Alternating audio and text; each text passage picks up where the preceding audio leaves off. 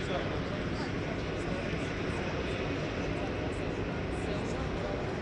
Hanım, bilmiyorum sizdeki son bilgi neydi ama bildiğimden de biz buraya basın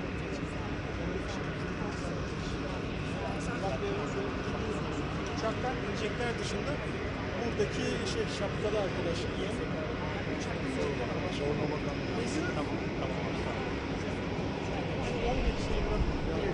Yani şu fazlakileri mi alacaksın? Evet, aynen. Uçakta gidenler. Söylemeye söyleyeyim mi? Var mı? Süper. Yine burası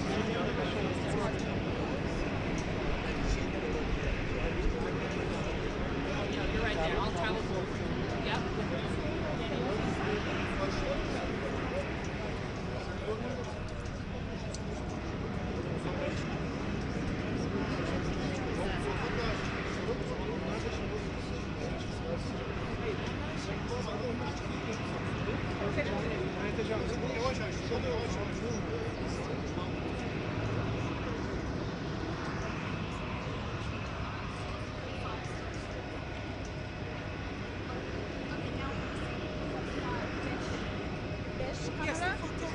Burada, evet. Beş burada. And the rest diğer, evet. Okay. Grace and Danny were the five. Okay. Yeah. So Grace will know the five.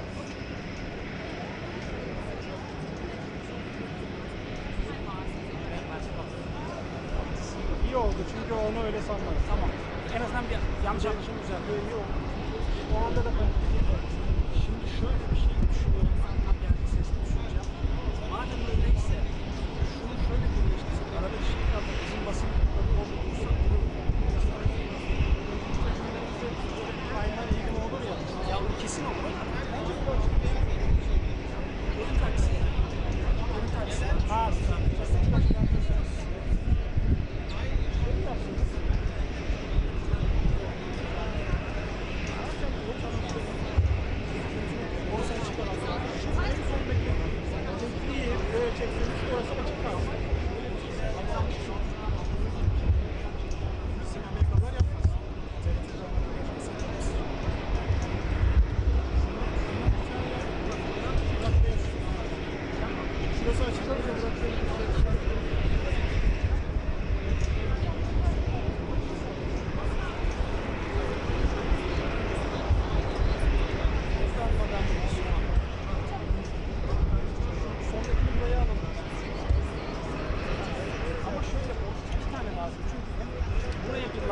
şöyle bir tane asmamız lazım.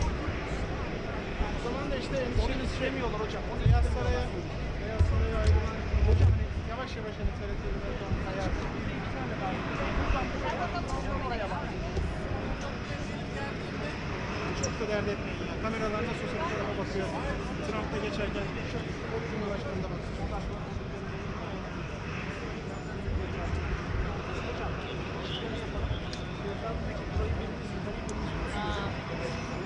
The vans are on the other side. I'm going to verbally give you a princess tour, but I think Little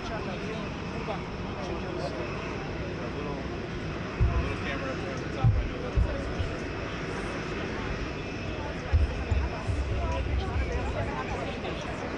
I haven't updated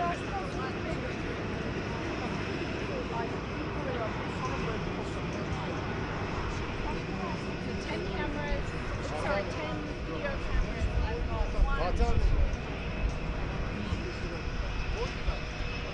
One, still cameras. 14, and everyone else is done. Okay. 14, oh, 16 press.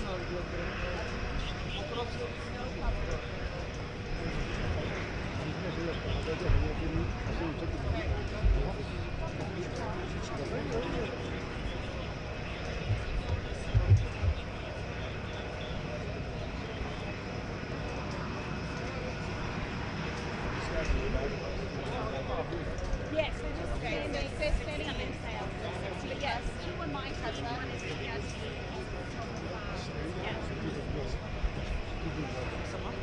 Nerede Serkan?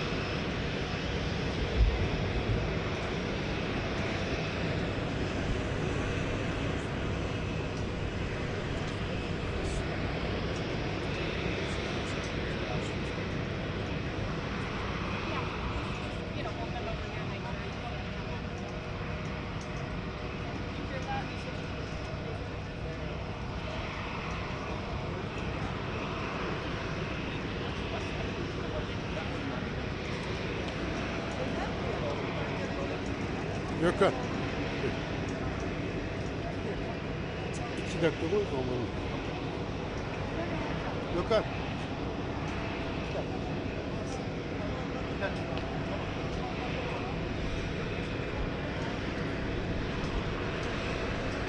Do you know is final approach from this direction? Lay of the land coming this way? I believe so. Okay.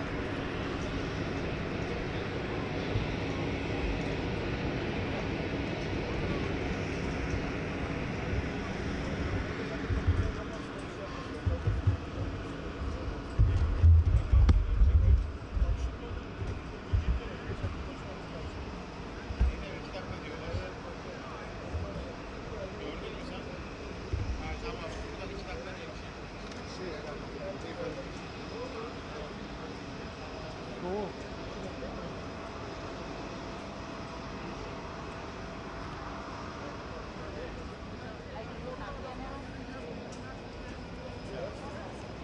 No, it's fine. They made her get out of the way.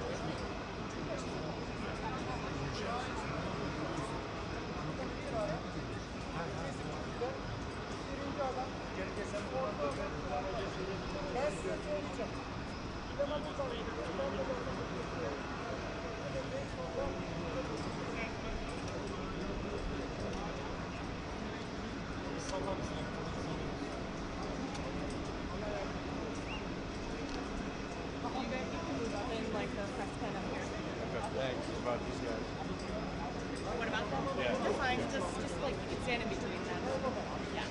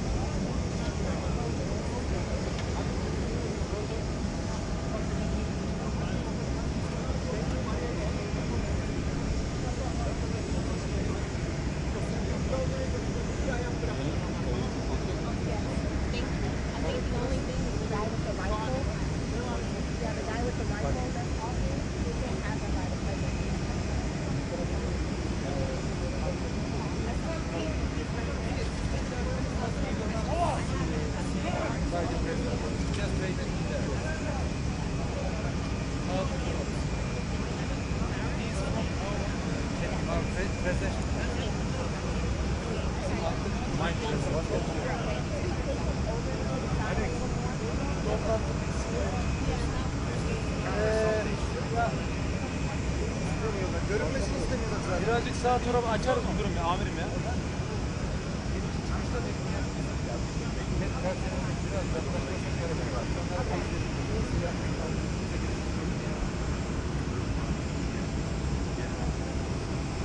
Abi silahların alınması yapıyorlar ama bunlar göstermiş abi. Yolda göreceğiz hepsini verin. Tamam. Seni de bilmiyorum. Aynen ben de aynısını diyorum. Doğru bak. Yok. Tamam müdür. 10 numara. Tamam müdür de tamam dedim. Al.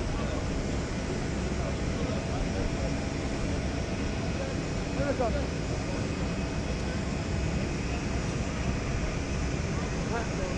Evet, onlar yanlış yapmadı herhalde. Tamam abi.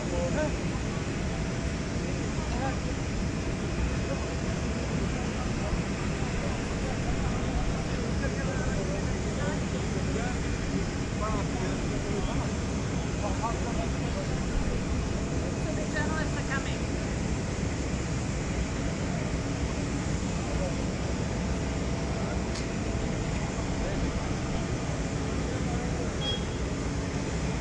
Now we can catch it.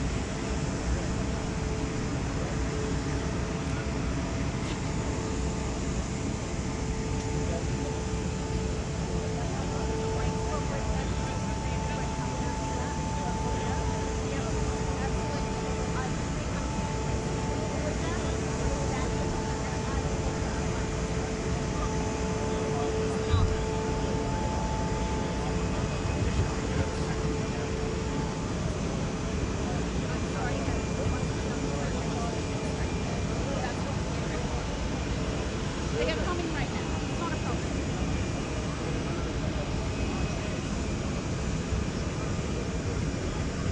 This was all agreed with Osman and yeah, it's not a problem. They wanted to use it. Okay. Danny?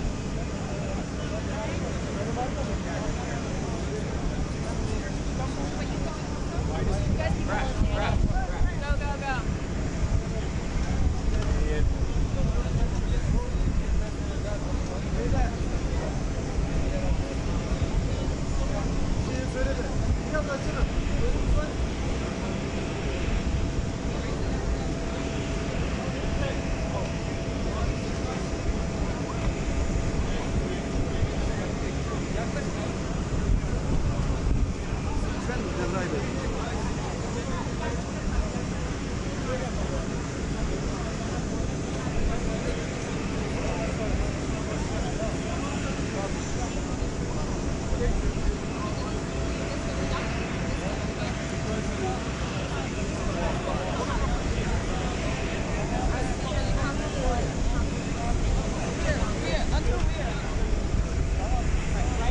You're out of the way, yep.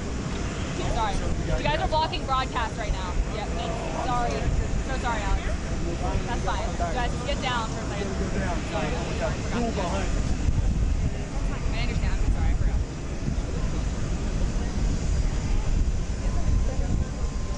Well, there's just no space right there. It's like let's block the end of all your guys right there. But I'll bring that. If you want to, if that's fine with you, then that's fine with me.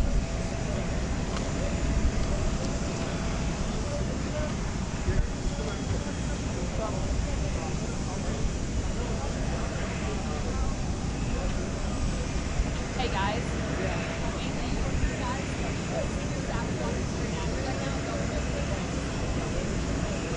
They're gonna come right across here.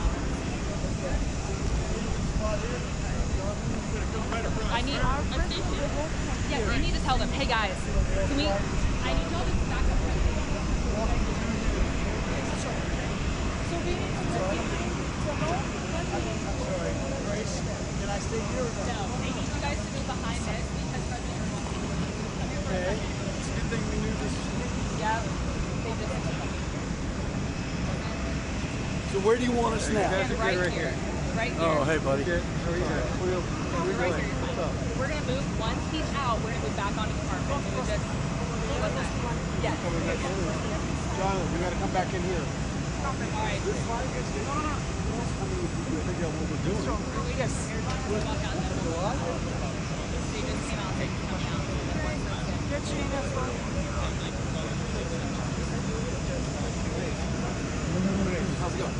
Stay low.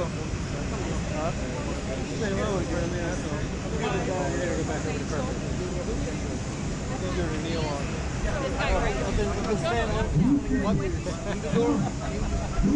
In the door.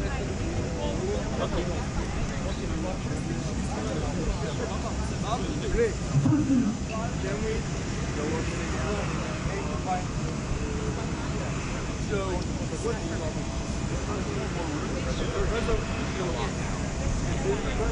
Hey, Wayne, can I move it just out of the way of that camera? And then also their camera on the side. Sorry. Guys, I'm sorry, I didn't know. She's moving center. Yeah, she's staying here. This is for God. God is in a second. Once President Erdogan comes out, we'll move back to this. Yep. Sorry about the confusion. And then we can go behind the full camera to get there.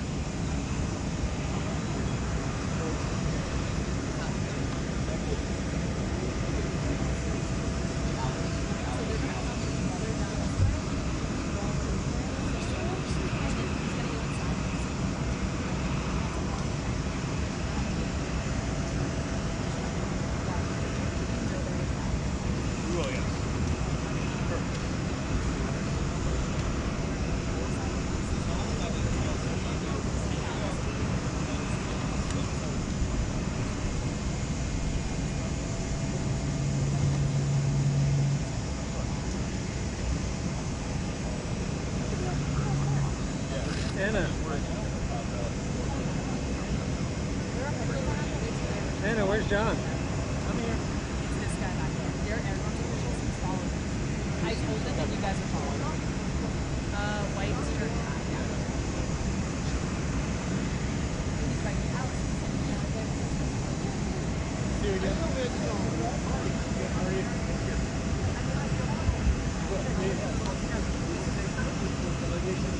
Going right now?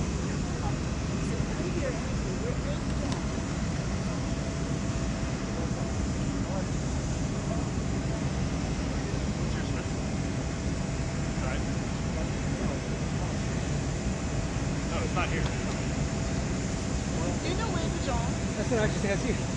I don't see him. I don't hear anything. I only saw you. Gözden şurada bir adım geriye gitmelerini rica edebilir miyiz? Bir adım. Çok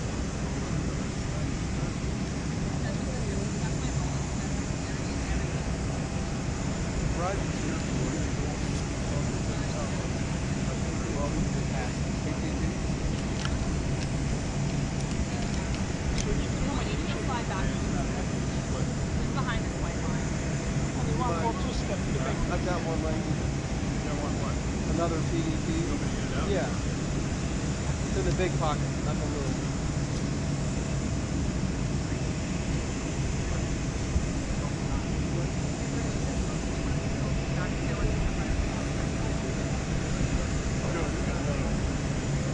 Thanks. İspan oraya geçiyor. I don't hear anything. You're not getting anything? I don't see him anywhere. You don't mind.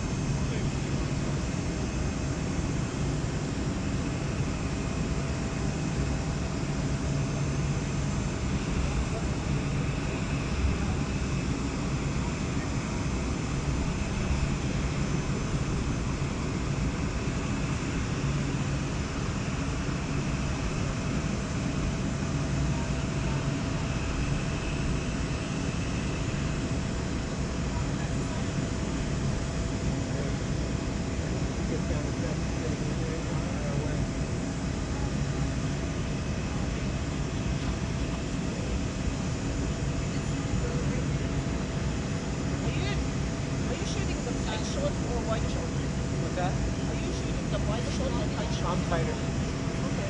Maybe I'll do the a little wider. Okay. Because I'm cutting your head off. Okay. And then when I move, I'll go tighter. And I'll go wide. Okay. Kind of. Yeah, wide-ish. Okay, Marcia, I'm not going. Okay. On that one, right? No, I like my secret.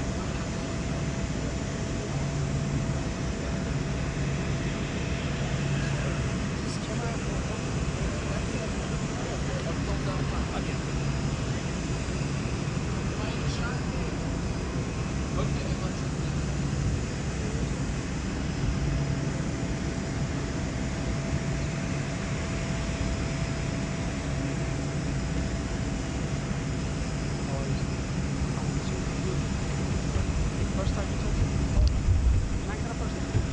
In Ankara? First time? Oh, yeah. Different president. How many days? How many days? How many days? How many days? 7. Oh, well. This is my first time. Oh, it is? Welcome. Thank you.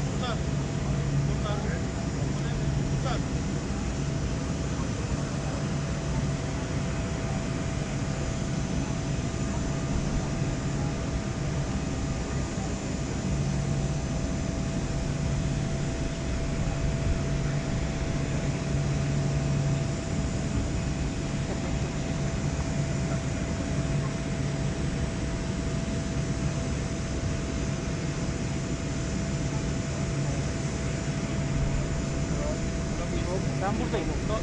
Bana mı şey?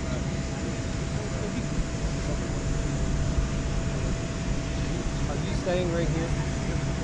You're right between me and the door.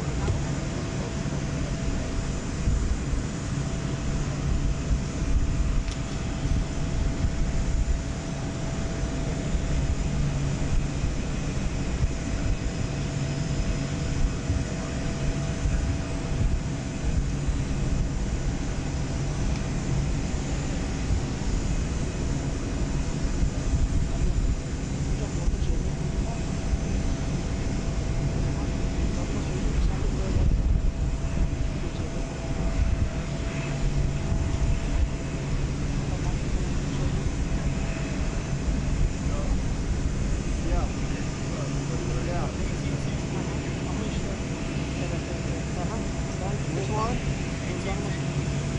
Inrise. Get that inrise.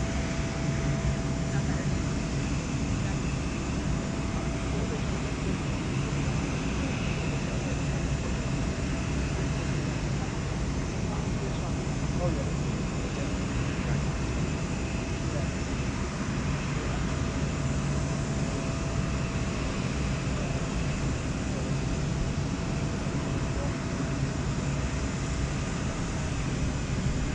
Hocam gel. Hocam gelsin.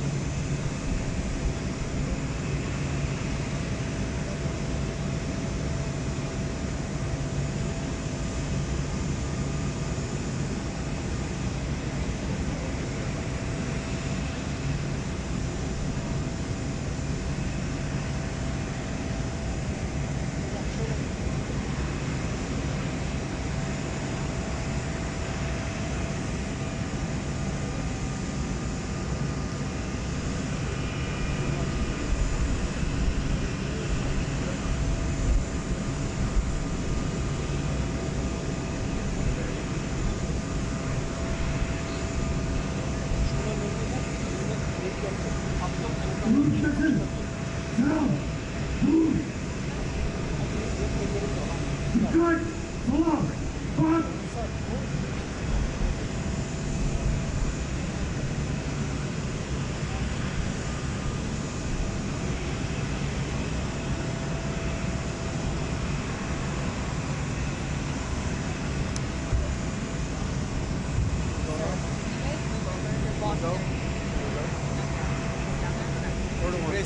We are okay. Yes.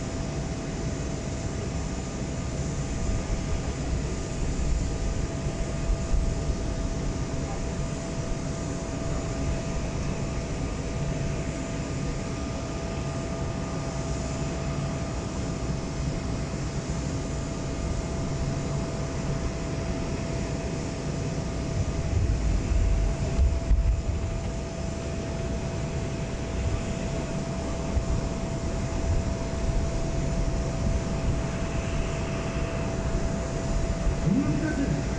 Sıra. Dur. Dikkat. Sağa. Bak.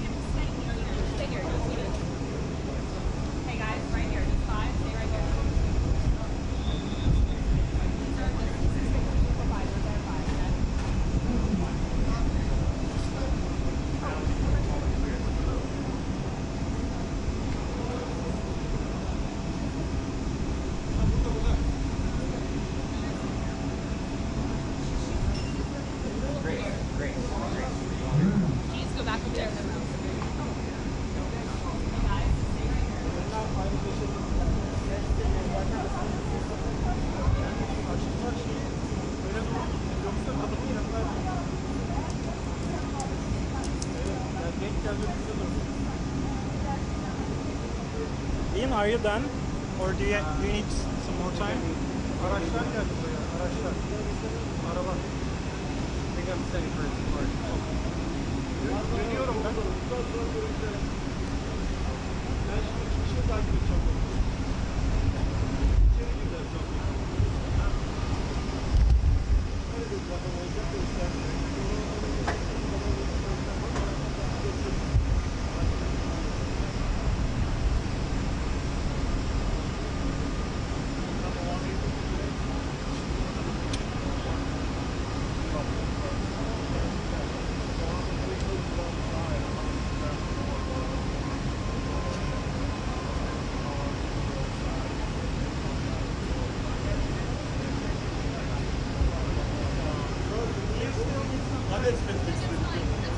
Oradan gördünüz geri gelmediniz. Ben de sonra kaç kişi var. Nasıl abi? Çok iyi yerim var. Vallahi tam önümde dur. Nokta atışı. Mükemmel. İsteseler böyle bir Yok. yer olmaz. Evet. Senin millet önünden geçti. Yayında bir sorun olmadı. Yok. Tam önümde dur. Tam harikasılar oldu. Buradan gelip geçer değil mi?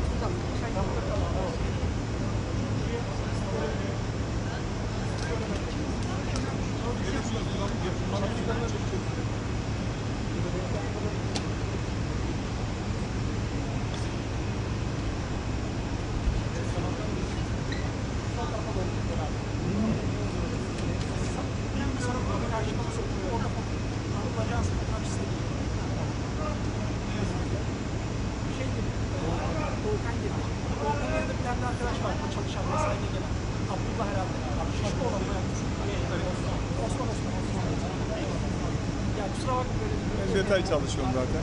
Sıcaktan nasıl ifade edeceğimizi şaşırdım. Sakız çiğneyen şoför ve Amerika bayrağı. Onlar abi normal.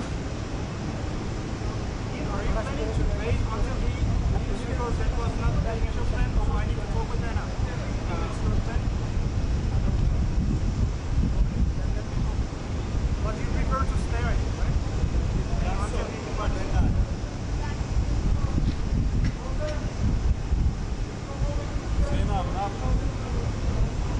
Ah buraya geçirseler beni dikkat alsam.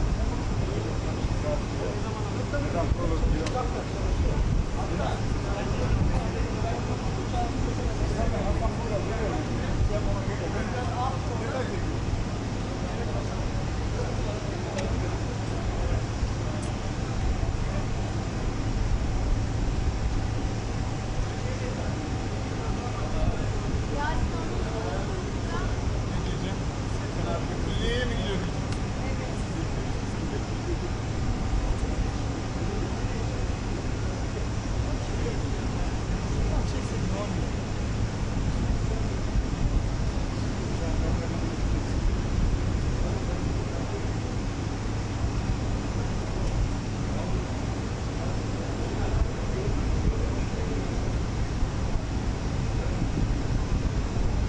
Kolay gelsin. Hesabını geçmek değil mi hala? Tamam, tamam. Arabasını bak. Olması lazım. Tamam, kolay gelsin.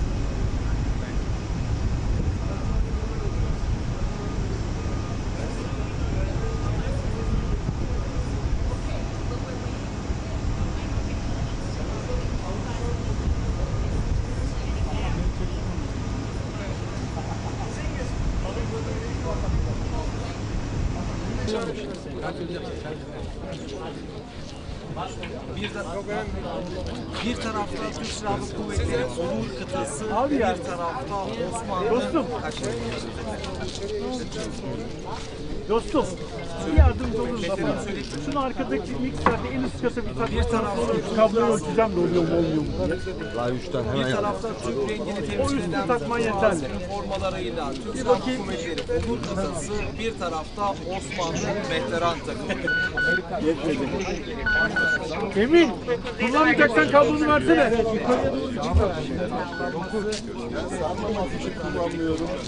Tamam o zaman boş ver tamam. Abi çıkart sana zahmet ya. Vereyim mi? Yok çıkart. Nerede? At, Yok at, vereyim at. mi size? Yok tamam çıkart. Bir tarafta Türk, bir tarafta Türk'ü temsil eden bazı renkleriyle Türk kuvvetleri kıtası, bir tarafta Osmanlı hükümetleri. Bence biraz bir şey bekliyorum. Buradan başlayalım. Bir törenle karşılanacak.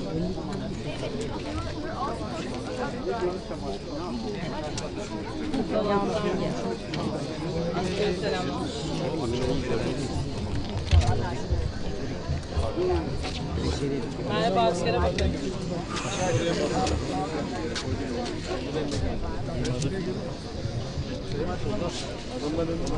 Geçen bağıran önüne geldi. Biri geldi. Hatırlıyorum bayağı bağırdı. Sert bağırdı. Genç biriydi.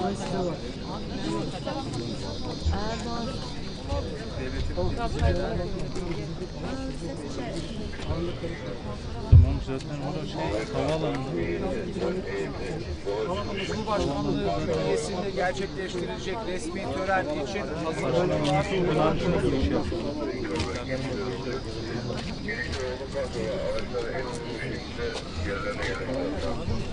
Cumhurbaşkanlığı Külliyesi'nde gerçekleştirilecek resmi tören için hazırlıklar da tamamlandı. Korumalar şu an orada arkadaşlar Türkiye'ye geldi. Sıra bitince beraber yukarı çıkacağız. Önüne geçiyoruz. Aslan görmemişler.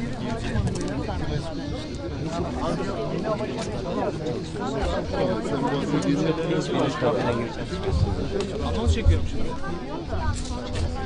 İşte Türk devletleri var. Kamera ve mikrofonla gelir misin? Ne var sorun? Kamera ve mikrofonla gelir misin? Tripodu getirmene gerek yok. Cumhurbaşkanlığı Külliyesi'nde gerçekleştirilecek resmi tören için hazırlıklar da tamamlandı. Amerika Birleşik Devletleri muazzamlıktan geçecek ve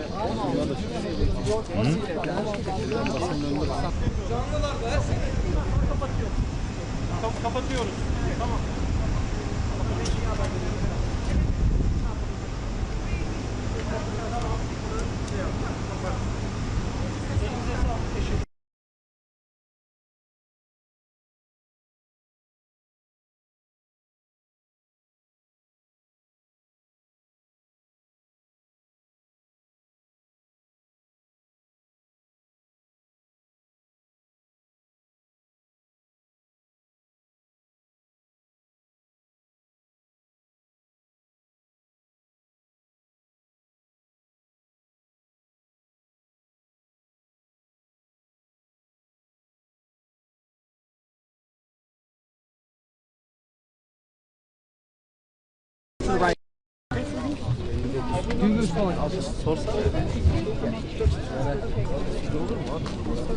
Riley, you need a translator, I can help. Bunlara sorun var.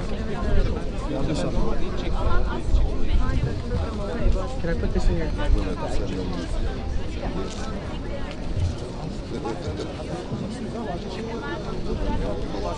You definitely have people, they're claiming that because they featured these spots that they put it out there. Who's claiming? That guy. They're on our side. And we also had other people on our spot as well, so it's like, this is not new, this has been planned, so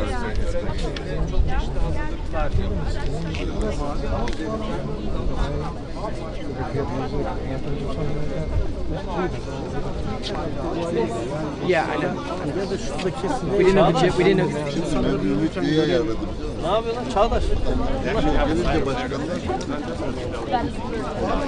I mean, they would have to keep the jib low. Speaker'a kadar şimdi vermiyorlarmış. Buraya bence Speaker'ın oraya gidip karşıdan Ya muhabbet var.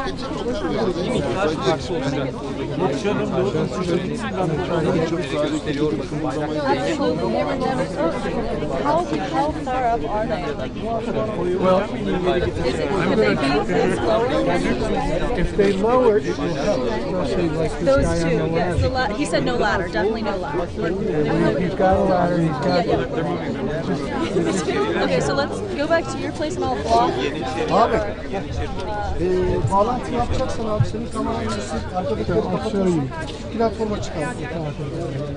Ama göremiyorum ki. Abi zaten göreceğin yer senin burası abi. Buradan önünüzü göremiyorsun. Ya sen platforma çıkar. Platforma çıkar. Bu bağlantısı yapanlar yukarı çıksın abi. Canlı verecek olanlar abi yukarı çıkar. Muhabir bağlantısı yapanlar platformdan yapsın.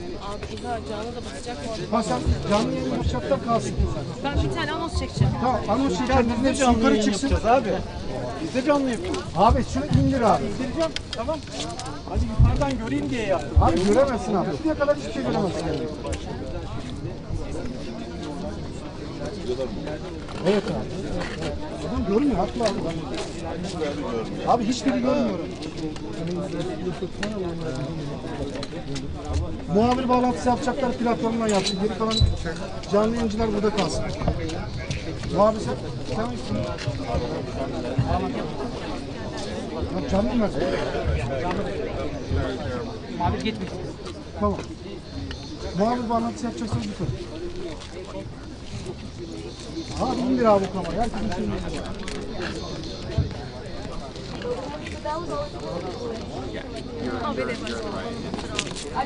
Beştepe'ye gelmesine dakikalar kaldı. Tüm hazırlıklar tamamlandı. Haklı Türkiye'de abi. Abi adamlar haklı yani. Adamlara bir şey demiyorum. Yani zaten göremiyoruz. Yani normalde abi siz ilk defa görüyorsunuz. Bunu normalde buradan çekeceksiniz abi. Bizim böyle bir uygulamamız yok abi. Tamam mı? Bizim böyle bir uygulamamız yok. Bizim burada şeyimiz yok Ben abi. de şuradaydım aslında. Bir tek öne gidince geldim. Sadece bak sizin orada 2 tane kameranız var abi. O şu gittiği kamera kim abi? Reuters AP. Bak sizin Reuters'la AP abi. Şeye çıkıp alabilirsiniz. Zaten frekans verdik abi. ABD başkanı. Tamam. Tamam. O zaman abi herkes çıkıyor. Herkes yukarı abi. Öyle talimatlar. Lütfen oraya alalım. Burada size alalım. Platforma mı? Platforma. Türker abi sadece ben Guys, hold the spot. Guys, ben you hold the spot. Öyle talimatlar. Sizler de görüyorsunuz, yüzden fazla basın mensubu Cumhurbaşkanı Erdoğan ve Donald Trump'ı bekliyorlar. Ele alacak başlıklar da tabii ki küresel Çağdaş abi İsrail savaşı var. Savaşta bir ateşkes süreci devam ediyor. Hangi konularda? Ben zaten bir an şey yaptım, iyi dedim. Kısa güzel yerde. Şey yapalım. Oradaki çanta. Tamam abi. Birazdan yayın isteyecekler çünkü. Açalım. Bariyerleri çekeceğiz bu tarafa. Bu tarafa gelin abi. Sen de gel. Şu anda geliyorlar. Enkatlıkla süreçte sürdürüyor. Başka önemli kritik noktada Ukrayna-Rusya savaşı bir nasıl zirvesi gerçekleşiyor başkent Ankara'da. NATO'nun odaklandığı yoğunluğu var. Bu başlık süreçte Arkadaşlar bu bariyerleri buradan alıyoruz. Çanta kimin abi? Alsın. Oğlum sen az önce Şöyle çekeceksin. kadını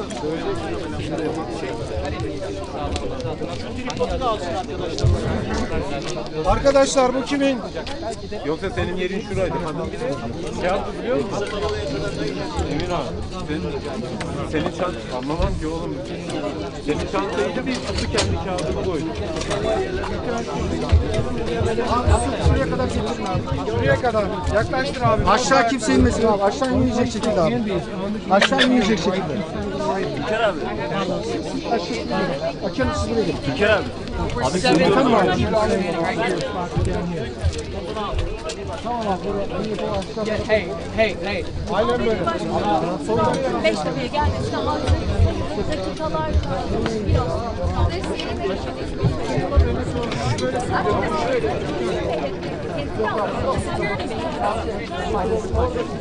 Sığmıyoruz abi ne yapalım? Yok abi. Hadi bırakılmayın. Kanka şunu uzatsana. Yok mu? Bu mu? Tamam, şimdi inebilirsiniz. Bu yerler değişti. Kameramanlar yukarı çıkın. Ya çık, nereye çıkıyorsan çık. Yukarı çıkın abi. Kameramanlar yukarı çıksın. Ya çocuklar,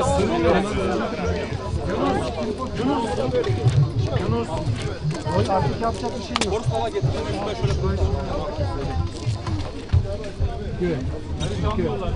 Ya anlamadım ki.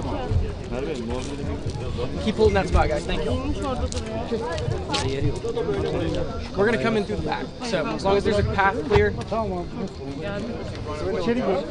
we are gonna need to step down and be able to hop through. So I'm gonna pull this out.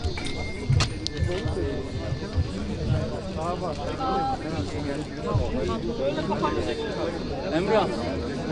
Emrah. Emrah.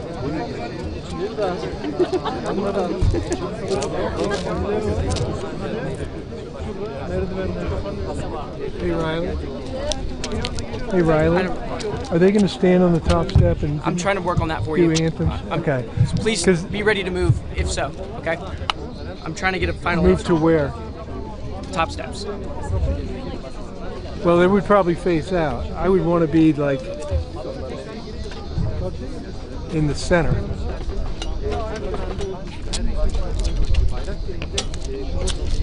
I mean, I can get it from here as long as that jib stays out of the way. I know. Let me just. Okay.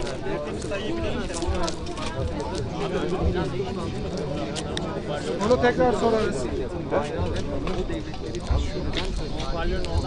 Askerlerin de merdivene sıralandığını görüyoruz. Bizden normalde uniforma giyen askerlerin sıralandığı. The thing is, Riley. Elizabeth, hey, y'all hold that, please. Here's the issue with moving. Networks are going to be taking me live, and they won't know. I know. I'm talking about prior. I'm just waiting on an answer. I see. Yeniçeriler buradalar. Yeniçeriler topçulardan oluşuyor, tebecilerden oluşuyor, yakıcılardan, tezecilerden ve serden geçicilerden oluşuyor. Yani Donald Trump'ı Yeniçeriler karşılayacak. Mümkün. Yeniçerilerin hemen bitiminde ise bir mehter takımı var. O mehter takımının da bir Yeniçeri yapmayacağı takip edilecek olacak. Zira bu törenlerde platforma konuk devlet başkanı ve cumhurbaşkanı çıktıktan sonra önce milli marşlar okunuyor. Milli marşların ardından tören kıtasını selamlıyor. Konuk devlet başkanı o sürede mehter marşı olacak mı? Nasıl bir tören akışı gerçekleşecek? Bizler de burada takip ediyor olacağız. Bu soruların hepsine cevap veriyor olacağız. Hızları uçacak demiştik. Bu sürekli olan bir protokol değil. Amerika Birleşik Devletleri Başkanı'nın karşılanması sırasında uygulanacak. Benim de yaklaşık 7 yıllık Cumhurbaşkanlığı muhabirliği tecrübem boyunca ilk kez şahit olacağım bir nokta olarak kayıtlara geçecek elbette. Gözler Trump ve Erdoğan'ın Cumhurbaşkanlığı külliyesine gelmelerine çevrilmiş durumda. Basının ilgisinin, rağbetinin çok yoğun olduğunu bir kez daha vurgulamamız gerekiyor. Zira 3 katlı gördüğüm kadarıyla bir platform kurulmuş durumda buraya. Hem Amerika Birleşik Devletleri'nden hem de Türkiye Cumhuriyeti'nden çok sayıda basın mensubu burada. En son bu kadar kalabalık basın mensubunu Papa'nın Türkiye'ye ziyaretinde görmüştük. Cumhurbaşkanının da havaalanından çıkışının çok yakın olduğu bilgisini de bir kez daha paylaşmak isteriz buradan size. Artık dakikalar sonra Trump Erdoğan'ın gelmesi bekleniyor. Cumhurbaşkanı Erdoğan dönem dönem konuklarını havaalanlarında karşılar. Genelde Arap Yarımadası'ndan gelen konuklarını havaalanlarında karşıladığını anımsıyoruz. Ki onlar da genelde Cumhurbaşkanı'nı havaalanında karşılar. Bu kez Cumhurbaşkanı Erdoğan havaalanında Amerika Birleşik Devletleri Başkanı'nı karşılıyor. Bu önemli, için önemli. Çünkü Trump Erdoğan sayesinde geliyorum vurgusunu sık sık yapmıştı. NATO zirvesine katılımı konusunda negatif olduğunu, hatta nötr olduğunu tahmin ediyorduk, biliyorduk dünya kamuoyunda. Ancak Cumhurbaşkanı Erdoğan'ın ev sahibi olması ve davetin doğrudan ondan gelmesi dolayısıyla kendisinin bizzat katıldığının altını çizmemiz gerekiyor ve Amerika Birleşik Devletleri'nden gelen bu açıklamaların yaklaşımın ardından Cumhurbaşkanı Erdoğan'da yeni açılışı yapılan, geçtiğimiz ay açılışı yapılan havaalanında Trump uçaktan indi. There's a Turkish flag on one side and on the other side there's an American flag, but I can't even see the flag. It's right by that column.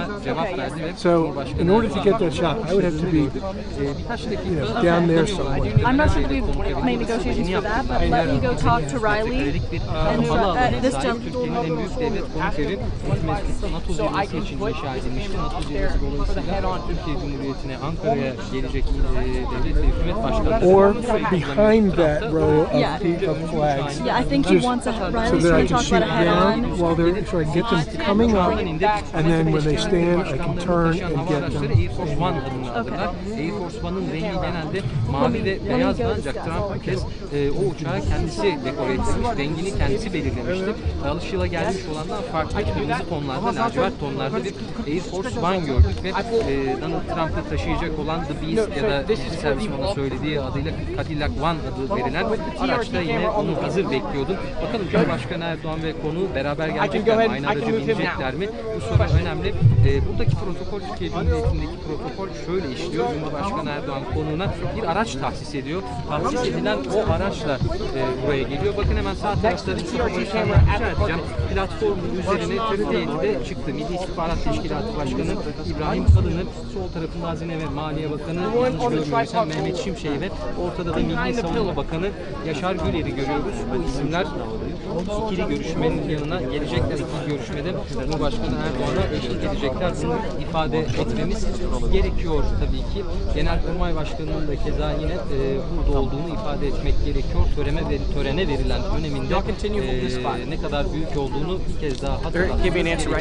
Burada İstihbarat Teşkilatı Başkanı İbrahim Kalın, Savunma Bakanı Yaşar Güler ve Hazine Mehmet Şimşek burada olacak. Bu isimler niçin önemli? İstihbarat önemli, istihbarat paylaşımı önemli. He's going to get to the top to start shooting down. I mean, they're not going to say anything, right? Milli Savunma Bakanı burada askeri işbirliği Riley, there's not. I'm just waiting on an answer. I'm going to push from there.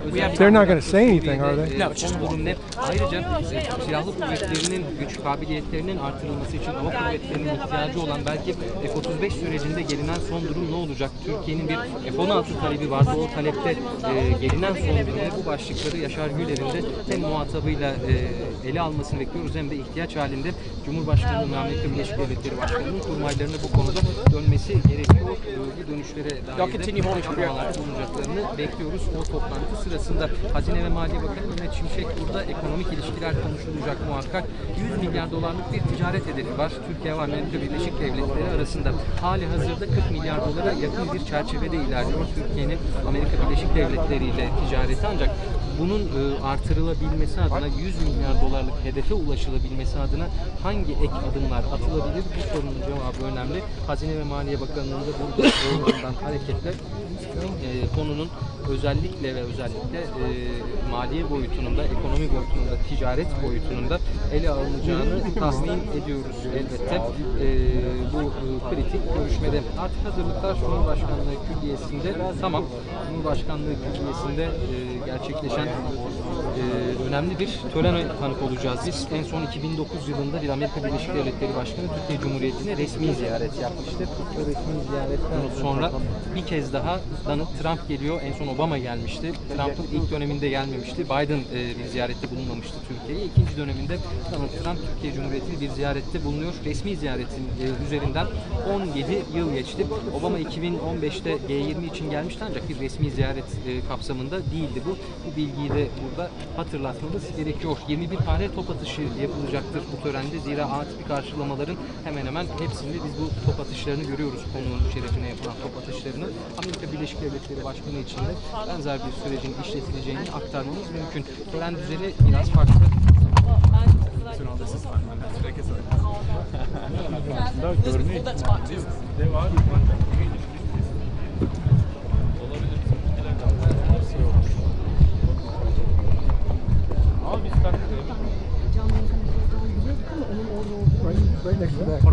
So Nick, come here. You're gonna station just to the left of this camera. When security pushes you, you fucking move it. Abi bu senin yanında duracak. Ha onu anlatıyorum abi. Bu da sizinle birlikte. Sen senin yanında duracak. Sen kaç deyince buna da söylüyorsun, bu da çekiliyor abi. So this is part of the official ceremony. Can you hear me? Do you hear me? Yeah, yeah. And we are just deciding about it right at that moment. So you are new in this moment. So it's extremely important that when this is a TRT host broadcaster, when he moves away, you have to immediately move away. Buraya şuraya gelecek. Will that be when they turn? Tam olarak hangi aşamada kaçacaksınız? Geçtiklerinde biz kaçacağız. Right, Ben haber right. veririm kendisine. Tamam. Kaçaldıkları zaman. The moment they reach the stairs, before coming up the stairs, he'll tell you to move and you guys will You hear move. that? Buraya gelecek. They're You'll telling me move I have here. to move the moment they reach the stairs. Yes. Before they take the stairs. Take up the stairs. I have to see them stand at attention and hear the anthem. I have to see that. That is not possible because this is part of the official program and even the host broadcaster won't be here. How about over there? Orada da olamazlar değil mi? No, no way. Çünkü liderler tam burada olacak. Because the leaders will be standing right here. I know, I have to see them somewhere. Eğer biraz geri çekilirse So- kurtarır mı Nereye, tam acaba? nereye istiyor şurada? Şurada tam nereye istiyor? Biraz geri çekilirse kurtarır Şey diyor, mı? Trump'ı milli marşı söylerken görüntüsünü almam lazım diyor. O orada. O burada değil The ki. national anthem will be way there, way back there, not here. They don't stand here? They Burada stand tokalaşma here, var sadece. but they just handshake here. O tarafa I have dönecekler. to A brief see that. handshake. I have to Onu see görmem gerekir diyor. Tokalaşmayın mı? Tokalaşmayın. O zaman aşağı inecek. Bekleyecek, biz aşağı alacağız. Buraya Then you çıktık. can do it from below. Okay. Which was the first discussion. Zaten 5 kişi oraya alınmayacak mıydı? Evet. Tokalaşmadan alacağız. Ben Where sabahtan do beri they do the anlatıyorum. En son handshake? artık. Where do they do the handshake? Right here? Yes. So can I be right down there? Riley? Yes.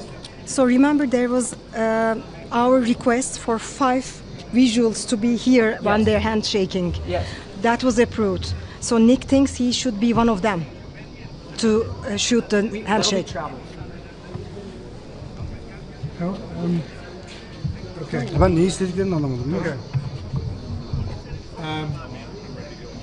I don't know where this movement came from, but yeah, you just want the good I have to see angle, their I think. handshake somehow. They will handshake at the mic, correct? Well, they will turn and No, acknowledge- when they come Handshake here, they will burada. handshake. Okay. My boss Danny. Yüzleri de arkaya bakacak.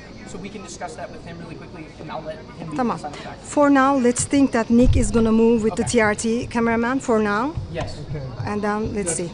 I understand. Once Danny Tito is here. Tamam, yalnız burada I'll have- sırtlı merdivenin başına şu çiçeklerin oraya geldi mi çekiliyor arkadaşlar. Tamam. Peki buraya geldiğinde buradan şöyle yandan çekim yapabilir miyim? Mümkün değil Oraya işte, şey- görmemesi işte onun için dedim. Tamam. I almost be better off. Ya buraya gelecek, şöyle bekleyecek, hatta o tarafa gelsin.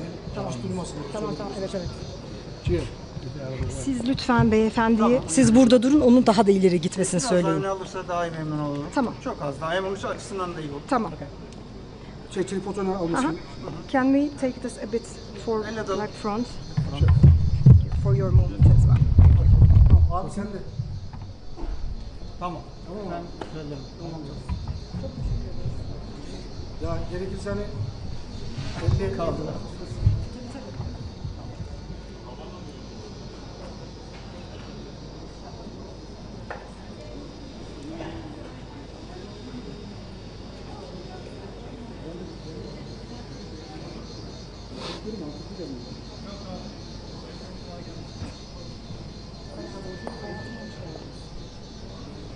Yanıma bak gördüğün gibi 4000 televizyondan ürün aldı arkadaşlar.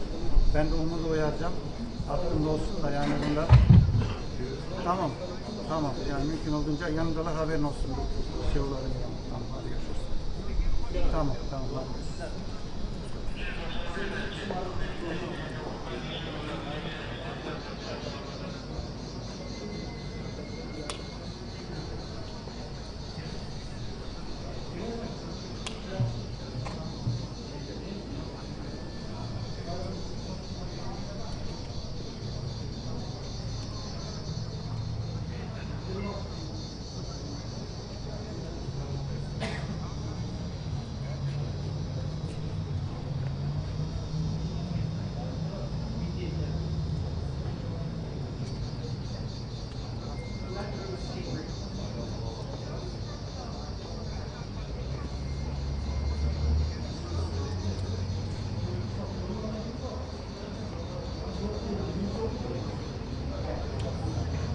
You're right, I gotta move back.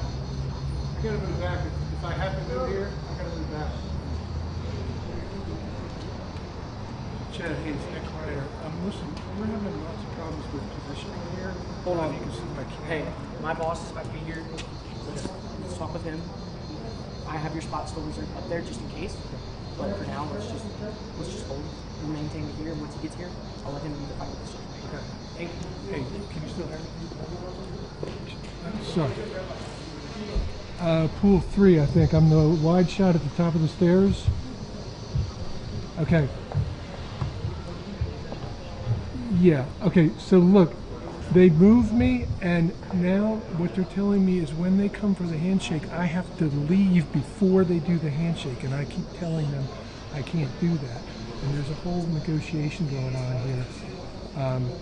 So I just want to let you know, get the other networks a warning, that they may have to switch to the travel pool to get the handshake to Enna's camera, okay? Because they may tell me I have to leave. Can you give them a heads up?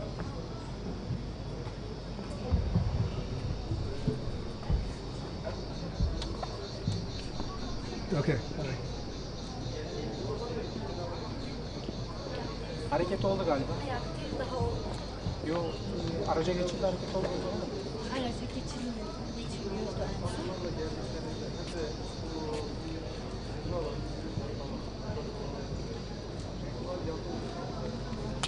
Hala beklemedi. Hala beklemedi. Beyefendi. Beyefendi içeriden çıkacak.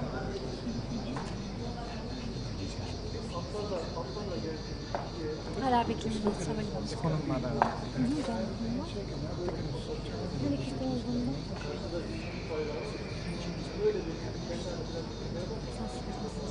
Çıkış oldu. Şimdi oldu.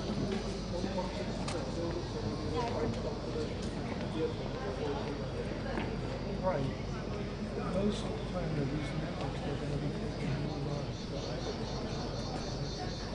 Komutanım, hareket oldu.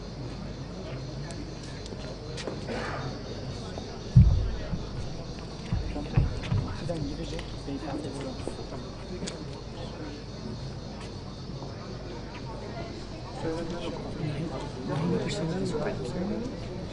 Be from Federal Major. We were told from our position on the council.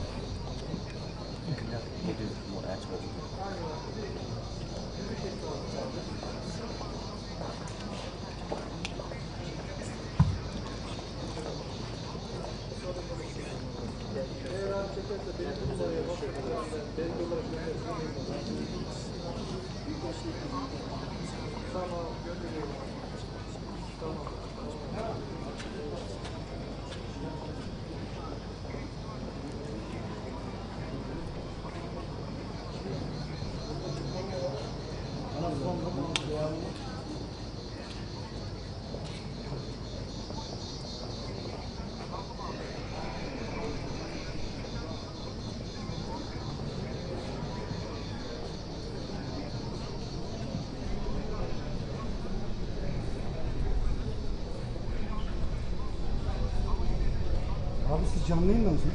Değiliz. Ama şöyle, pardon, birazdan canlı yayına girmek üzere. Abi bizim daha önce konuşmalarımızı hepsini kanallardan izlemişler. Vere bir kamera vermemiş Mustafa'ya. Hey, it's Nick. So I'm definitely going to get this long shot of them walking up, with the soldiers on either side, that you see, right? But then at a certain point, when they quote-unquote reach the stairs, I'm going to have to move. So I just don't want any networks to get caught taking me live and thinking I'm going to get the handshake, because that's got to be Enna's camera. And I'm definitely going to have to move. And I've told them, there's been a whole argument, negotiation. It's been very difficult. Anyway,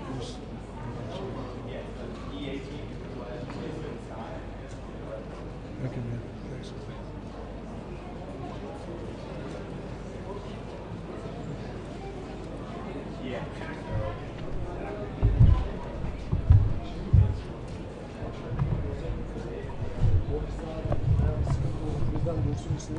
Ama ufak. Şunu görecekler, burada kuru çekiyorlar ya. 10 kişiye yakın basın mensubu oldu. Bunların %90'ı ofişin olacak, %80'i. Biz onların yanlarında duralım mı, nasıl yapalım? Sizi çeken kim olacak? İşte yani görüntü biz içinde olacak. Yok, sizi çeken olmayacak, ondan yukarıya çekmeyecek. Çekecek. Tamam. Oraya geldiler ya. 3-4 adım. Sağımız, tamam şimdi. Tamam. Çok fazla oynayamayalım. Kıyafetler yeni, sıkıntı çıkıyor.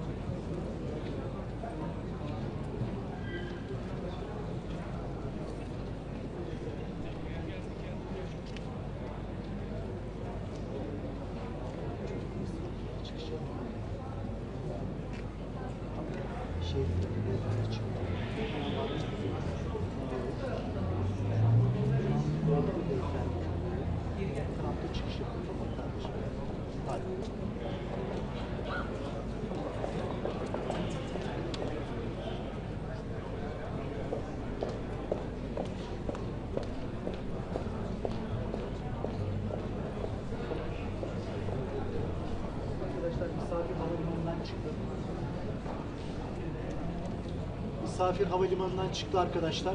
Az bir süre kaldı.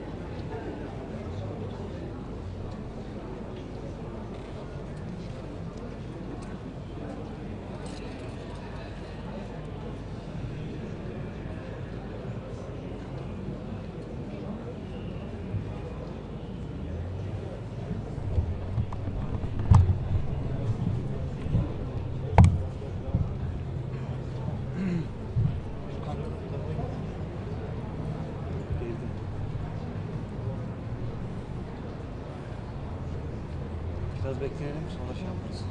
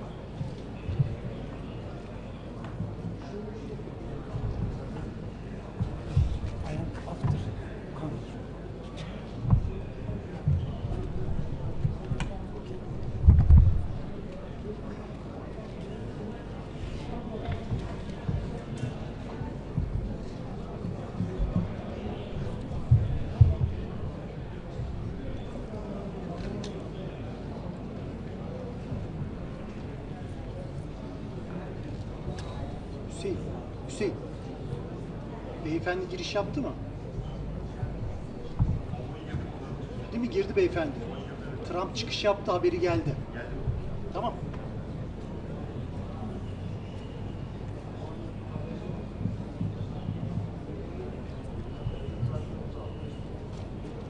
Şaşıracağız. Yoksa yaranılabilir. Dikkatli olun.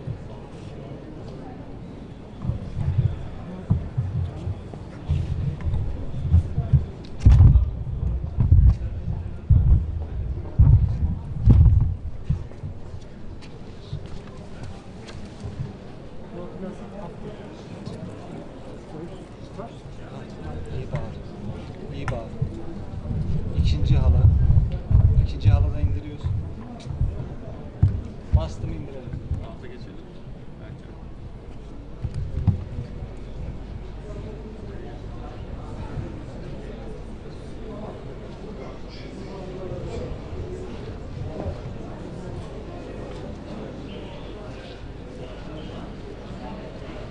Anlaşıldı efendim. Şu an bu Devlet Demiryolları Köprüsü üzerindeler.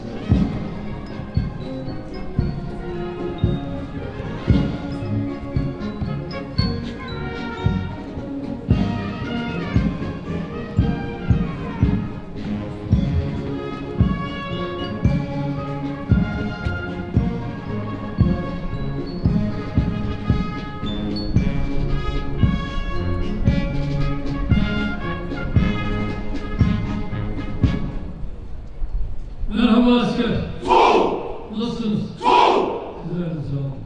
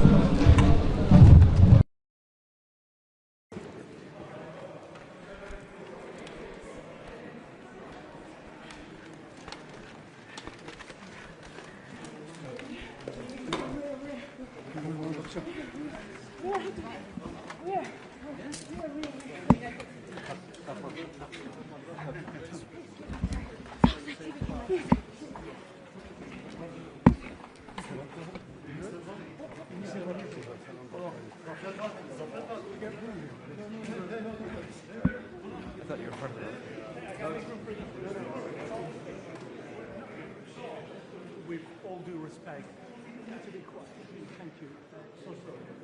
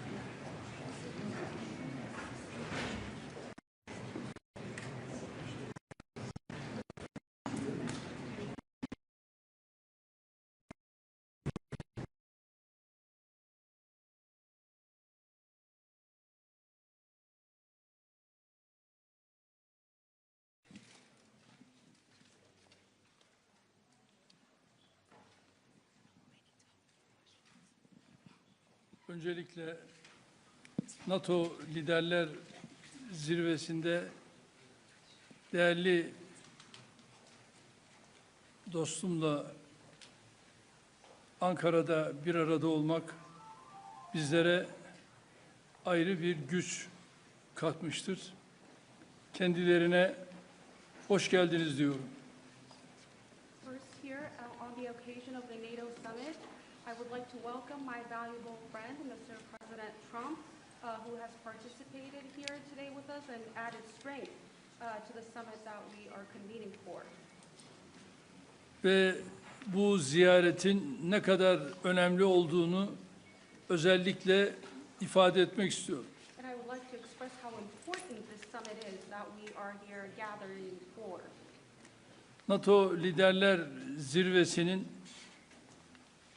bugün Ankara'da yapılıyor olması ve tüm liderlerin şu anda ülkemizde bir araya gelmesi, yarın değerli dostum Sayın Trump'la birlikte olması bizlere ayrı bir güç katacaktır.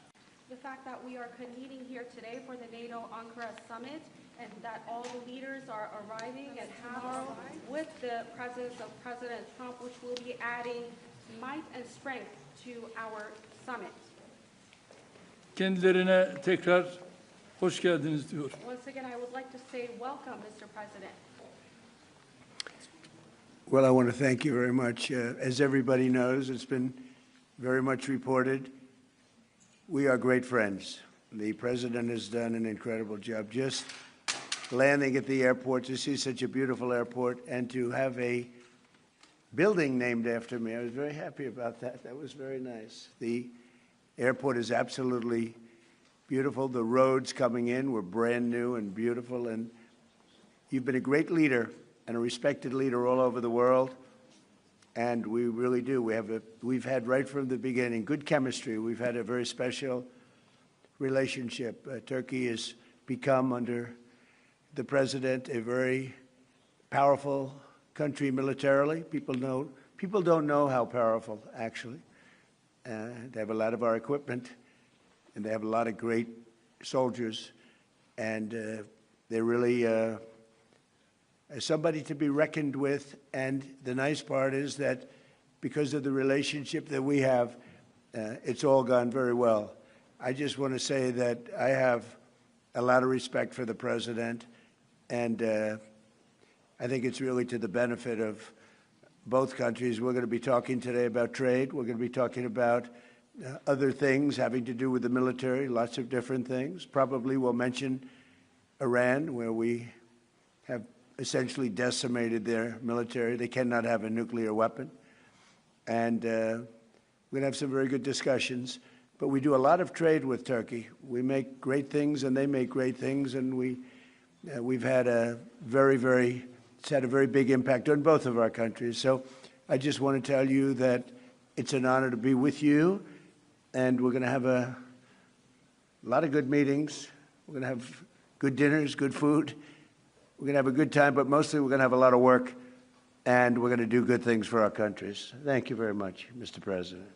Thank you. Sayın Cumhurbaşkanım, havama kadar geldiniz. Çok teşekkür ederiz o yüzden. Çok uzun süren bir dostluğumuz var biliyorsunuz. Son derece saygı duyduğum, yakın olduğum bir insansınız. Buradaki buluşmalarımızda, görüşmelerimizde 3 konudan bahsedeceğiz. Askeri, ticari ve bir de İran konusundan bahsedeceğiz. Gerçekten çok güçlüsünüz. Çok güçlü askeri ve silah sanayi açısından çok güçlü bir yerdesiniz şu anda. Dolayısıyla teşekkür ediyorum ve çok iyi bir vakit geçirdiğinize inanıyorum. Thank you. Very much. Okay. Mr. President, are you going to sell F-35s to Turkey, and what about the legal restrictions? Well, it's a decision we're going to make.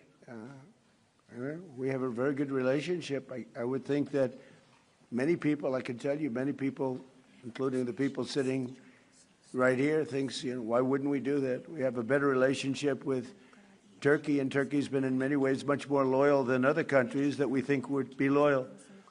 So, yeah, it's something certainly we would consider. It's a great plane. It's the best, currently the best plane by far.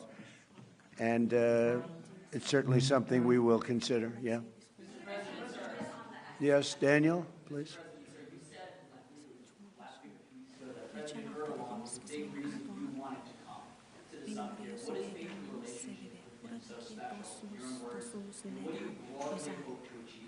You never know why a relationship is special. Some people you get along with, and some people you don't. Sometimes you get along with the toughest people, like him, and sometimes you don't get along with the weakest, most pathetic people. You just don't get along. Maybe you don't respect them, but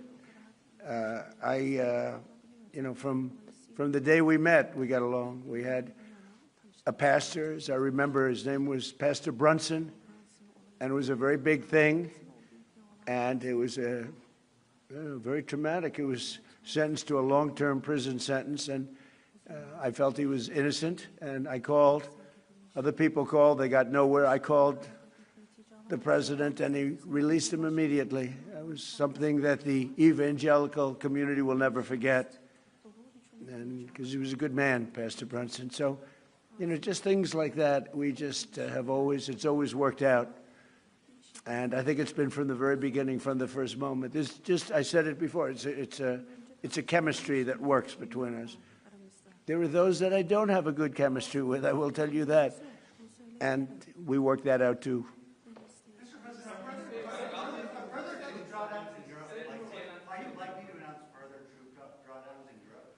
Say it? Are further troop drawdowns in Europe likely? And are you satisfied with the progress that NATO allies have made? Well, we're going to see. I was very disappointed with NATO. And frankly, if it weren't held in Turkey, where my friend happens to be a very strong leader, a very strong person, it's possible that I wouldn't have attended.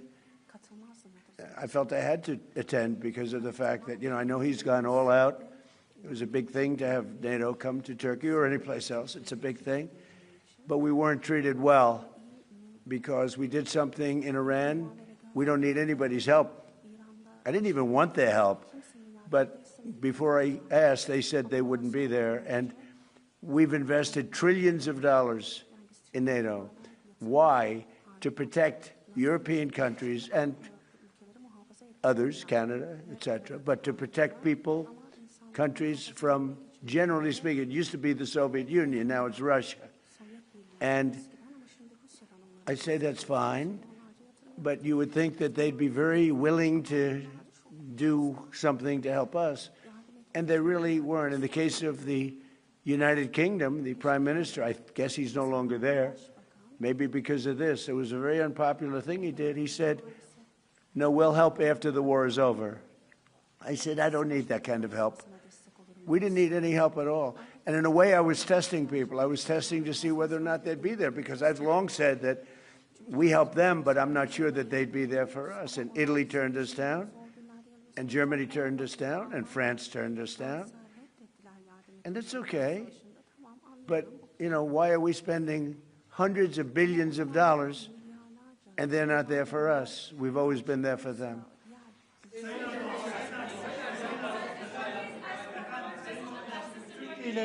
Türkiye ile Suriye arasında Türkiye'de efendim.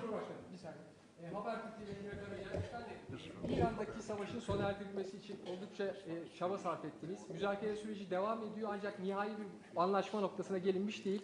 Bundan sonraki süreçte Türkiye nasıl adım atacak İran ve ABD arasındaki müzakere sürecinin olumlu bir şekilde neticelenmesi için? Bu süreçte yine aynı şekilde bizler İran-Amerika ilişkilerini nasıl bir düzleme kavuştururuz? Onun gayreti içerisindeyiz. Elimizden geleni yapmak suretiyle dünya barışına bir adım atalım diye gerek şahsım, gerek arkadaşlarım hep birlikte çalışacağız.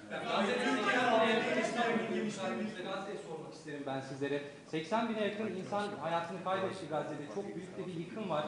Ateşkes sağlandı ama yer yer bu ihlaller devam ediyor. Ateşkes ihlallerinin önlenmesi için, insani yardımların Gazze'ye girebilmesi için, ayrıca Gazze'nin yeniden inşa edilebilmesi için önümüzdeki süreçte ortak atabileceğiniz adımları değerlendirecek misiniz muhatabınızla? Müsaade buyururlarsa kendisinin de bu konudaki fikirlerini almak isteriz. Teşekkür ederiz efendim. Özellikle Gazze konusunda tabii değerli dostumla bunları da konuşarak özellikle bu bölgedeki barışı sağlama için bu liderler zirvesini çok önemsiyoruz ve bu liderler zirvesinden aynı şekilde bir kararın çıkmasını da hayra yorumluyoruz ve bunun olabileceğine de ben ihtimal veriyorum. Efendim, Türkiye-ABD ilişkilerinin geliştiği bir dönemi gözlemliyoruz. 2025 yılında geçen yıl Amerika Birleşik Devletleri'ne yaptığınız ziyarette önemli ticari anlaşmalar da imzalandı. Suriye konusunda Türkiye'nin önemli bir aktör olduğunu söylemişti Sayın ABD Başkanı. Şimdi yeni dönemde gelmeden önce de Sayın Trump bir sürprizle geliyorum ifadesini kullandı. F-35'i, Kaan savaş uçaklarının motorlarını konuştuk. Acaba gündeme gelebilir mi şeklinde. Siz bu sürprizin ne olduğunu düşünüyorsunuz? Türkiye bugünkü görüşmelerden sonra istediğini alabilecek mi? Teşekkür ederim. Tabii F-35 konusu biliyorsunuz bizim için yeni bir konu değil ve bunu bizler Amerika ile daha önce de görüştük ve biz 5 uçağı da sözünü aldık ve Sayın Trump'ın bu konuda bize ayrıca sözü var ve şimdi de bu liderler zirvesinde yapacağımız görüşmelerde F-35 ile ilgili kendilerinden bu daha önce aldığımız sözün ben geleceğe yönelik olumlu şekilde test ettiğimizi biliyorum ve bu konuda da Sayın Trump her zaman sözünün arkasındadır. Burada yine inşallah F-35 konusunda bu liderler zirvesinden hayırlı bir karar çıkacağına inanıyorum.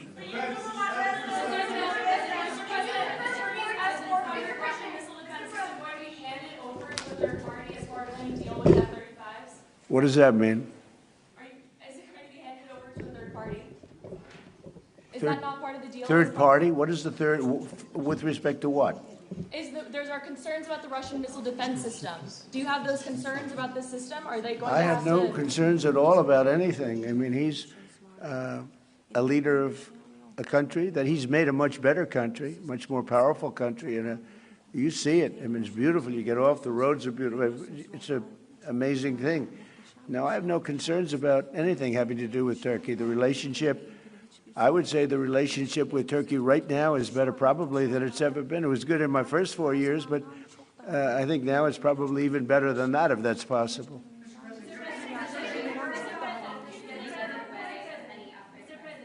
Sir, U.S. military and Turkish military constitute a really strong and large military base for NATO. Are we expecting further defense cooperation out of this bilateral meeting, out of this NATO summit here in Ankara? Well, we're going to find out when I go there. We're going to find out. We're going to be having meetings. I'm very friendly with many of the leaders.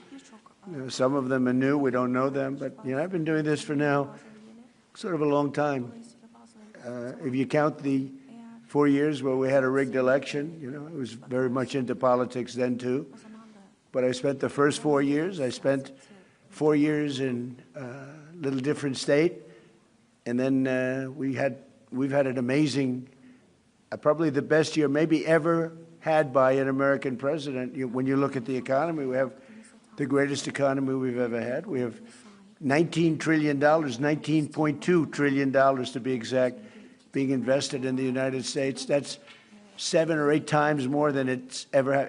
It's a world record, not just a U.S. record. And I just read where, in fact, coming over, I was in the car with those beautiful horses, those great riders, those great soldiers, and it came over the wires that Toyota is moving out of Mexico into the United States and building one of the biggest truck and car plants ever built. It's amazing. That's what tariffs do, if properly used. And so we've never had a more exceptional economy or potential economy. There's never been anything like it. Under the last administration, they did much less than $1 trillion of investment coming in. And we're at 19.2 trillion in actually the first 12 months, because that's where it's, really, so we're there a year and a half, so that number is now substantially higher. But 19.2 trillion, Scott, for a period of 12 months. Nobody's ever seen anything like that. So we have by far the greatest economy. We have more jobs right now in the United States than ever before. And we have a great relationship with some countries on trade, and Turkey happens to be one of them.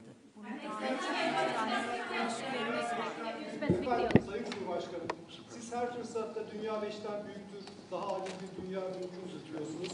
Bugün konuğumuz Sayın Trump, ABD Başkanı, onun da zaman zaman küresel sistemin mevcut durumuna ilişkin eleştirilerini biliyoruz. NATO'nun iki en büyük askeri gücü olarak bu noktada, bu eleştiriler doğrultusunda ortak bir adım, ortak bir girişimde bulunması önümüzdeki süreçte söz konusu olabilir mi? NATO'da iki önemli ülke olarak gerek Amerika gerekse Türkiye, bizler bu liderler zirvesinden de dayanışma içerisinde güçlü bir çıkışı sağlayacağız ve bunu da başaracağımıza inanıyorum.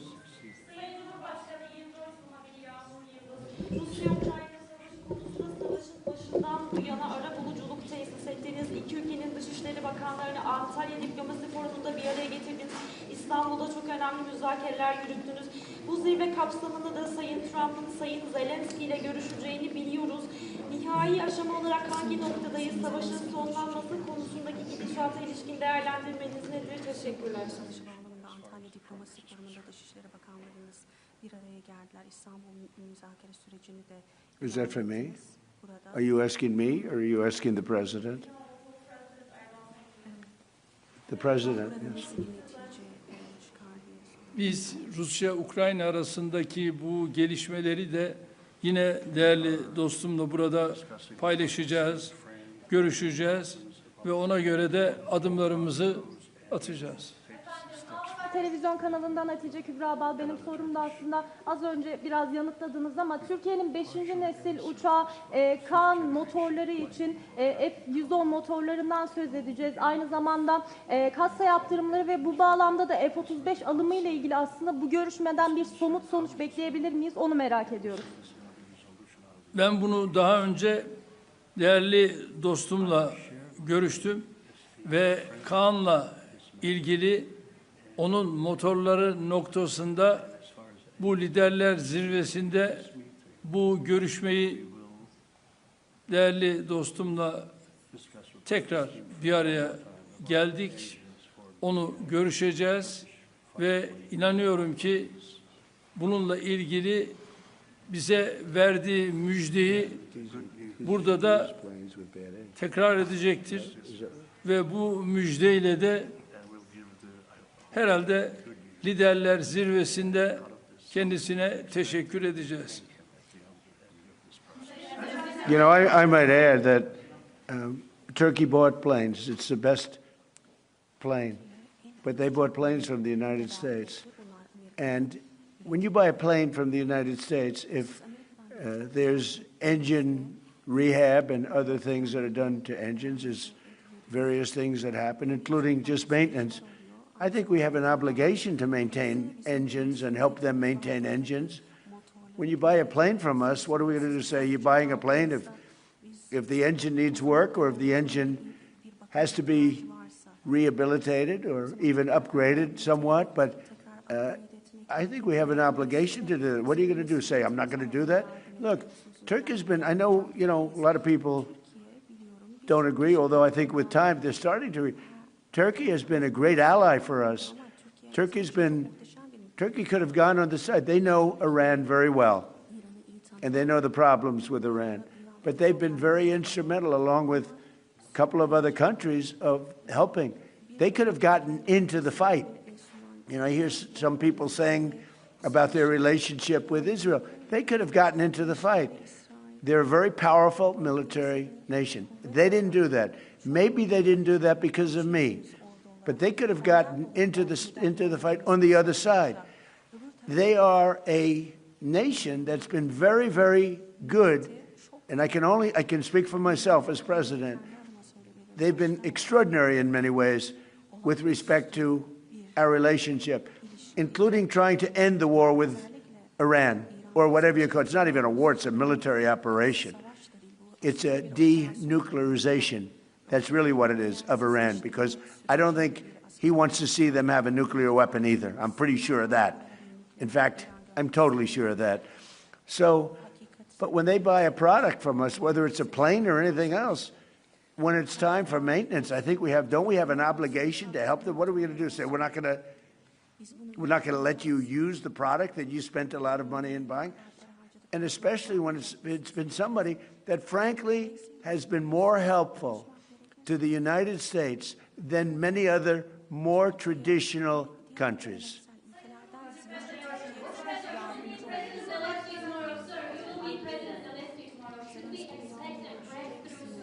I do. I had a very good talk with President Putin, who, by the way, has a lot of respect for President Erdogan, a lot of respect for him. We had a long talk yesterday, it lasted a long time, and I also spoke with President Zelensky right after that. I think they both want to make a deal. It's too bad it took so long, but I think there's going to be, something's going to come out, and the president's also helping us with that, but I think there's something. You know, I settled 8 wars, and I think we're going to be settling a 9th. It doesn't seem likely now, but sometimes with war, I see when it's least likely, that's when it happens. I had a very good talk with President Putin. I had a very good talk with, I would say, as a combination. A lot of times I'd do well with Putin, and Zelensky would be a problem, or vice versa. Zelensky would be great, and Putin would be. They both want to get it settled now. More than that, that's all I do in my life is deals. I know deals. And I think we're going to get it settled, hopefully soon. Last month, 35,000, mostly soldiers, died.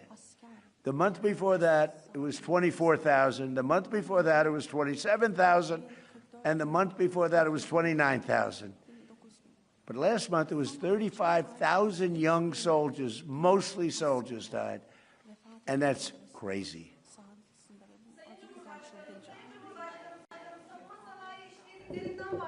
Ancak savunma sanayi işbirliğimizi sürdürebilmemiz için Amerika'nın katsa yaptırımlarını da kaldırmış olması gerekiyor. Sayın Büyükelçi Barak burada.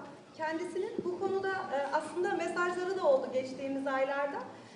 Sayın Başkan'ın da bu konuda olumlu düşündüğünü biliyoruz. Hem ticaret hacmi hedefine ulaşmak hem de NATO zirvesinde burada Sayın Trump gelmeden önce de açıkladılar. Aslında Türkiye'nin hattıyla zirveye katıldığını da açıkladılar ama aynı zamanda katsa yaptırımlarının Türkiye'ye uygulanıyor olmasının bir tezat olduğu düşünülüyor. Bu noktada, bu görüşmede artık somut bir netice alınabilir mi? Ayrıca siz bunu gündeme taşıyacaksınızdır. Muhtemelen Sayın Başkan'ın da bu konudaki düşünceleri de alabilirsem mutlu olurum. Teşekkür ediyorum. I can tell you, we're going to be taking the sanctions off. Okay?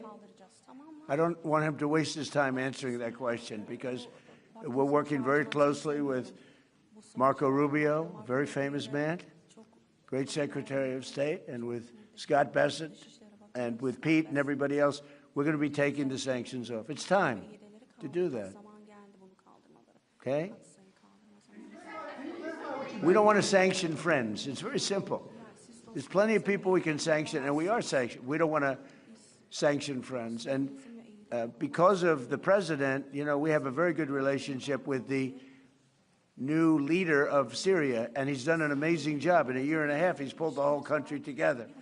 And I have a very great relationship with him. And somebody said, well, he's pretty rough to put him there. I approved him along with the president. We were the two that really wanted him. And he's done a great job. He's done a great job. He's pulled it together. Not an easy job.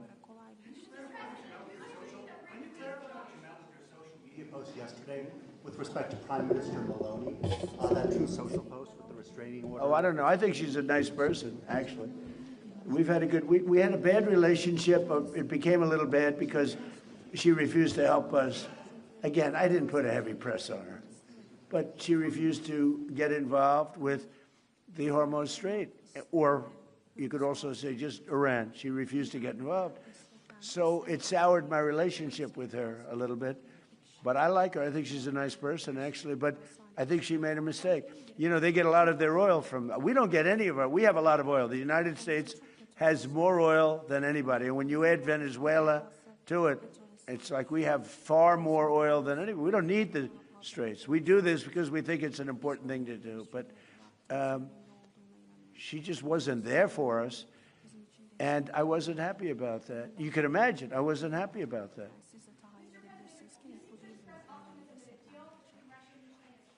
Why do you think that? What conditions have changed? Did Putin seem... About with what? Russia, Ukraine. Did Putin seem open to any concessions that he Never had? changed. I just don't want him killing people. You know, it doesn't affect the United States. When Biden was here, he gave them hundreds of billions of dollars worth of equipment. Now I sell the equipment for, you know, fair price, the full price. And I sell it not to Ukraine, I sell it to the European Union. They pay us. But with me, it's not anything to do other than I'd like to save lives. You have 25, 35, 30. One time it hit 41,000 a month souls. They're dead. They leave their mother in Ukraine. They leave their mother and father in Russia, Ukraine. They wave goodbye. And a week later, they're dead. It's crazy. And I would like to see. It doesn't affect us. It really, you know, it's far away. It affects Europe much more. We're there to help Europe, but it doesn't affect the United States. We have an ocean in between. But, you know, it's just, I can't stand watching what's happening. I've seen the pictures of those battlefields, and it's a drone war. It's a war of drones. It's a whole new technology. And we're actually the leader in drones now. We have the most sophisticated drones, but people wouldn't believe how violent it is. And I've seen the battlefields. They send me pictures. I actually want to say, don't send them to me. Pete, this man right here sends me pictures. Pete Hegseth. And I said, Pete, you know what? Doesn't help to look. I've never seen anything like it. It's carnage. And it should stop. Open to any concessions to end the war? Did Putin seem open to any concessions to end the war in your call with him? I get along very well with both, and we're going to get it settled. And President Erdogan's helping us get it settled, as he's helping with Iran.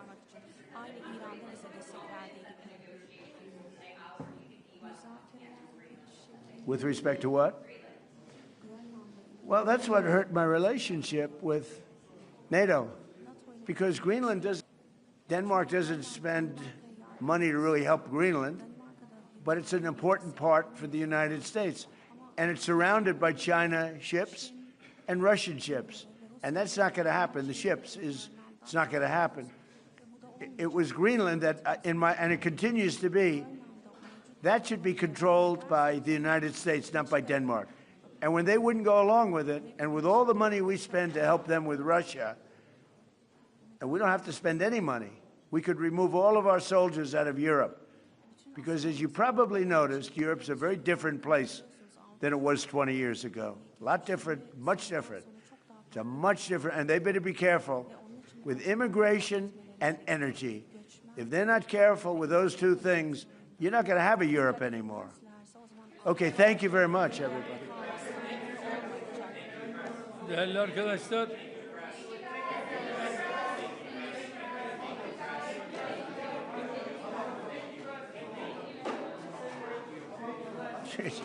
one thing, it's amazing. It's amazing. Harika gerçekten. İnanılmaz bir şey yani.